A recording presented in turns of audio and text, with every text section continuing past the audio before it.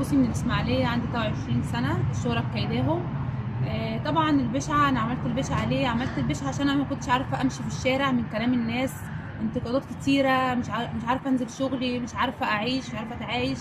فطبعا من كلام الناس وكده، فرحت عملت البشعه دي. البشعه دي ولا حد مجبرني عليها، ولا والدي ولا والدتي ولا الشيخ نفسه مجبرني عليها، ولا حد ضربني على ايدي وقال لي احنا هنعمل لك بشعه غصب. البشعه دي اختياري، انا اللي اخترت اعمل بشعه.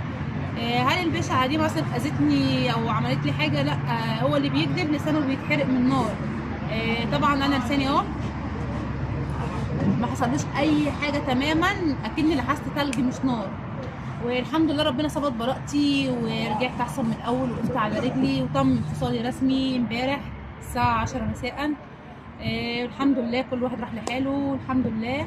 انا دلوقتي بفكر في ايه بقى؟ بفكر في شغلي ومشروعي، اللي انا افتح محل واقف على رجلي واكون احسن من الاول. انت اصلا يعني عامله عربيه اكل صغيره، بايت نمره 6 اسمه كيداهم، ببيع حلو قوي. سندوتشات وكده، والناس كلها بتيجي تشتري من عندي. بس هو ربنا يصلح حاله، وربنا يا يصلح رب. حالي، وكل واحد راح لحاله الحمد لله. هو مكان. هو كده كده اصلا ما كانش عاوز ينفصل يعني. مم. هو ما كانش عاوز ينفصل، بس هو راح لحاله وانا رحت لحالي، وربنا يصلح حاله وربنا يصلح حاله.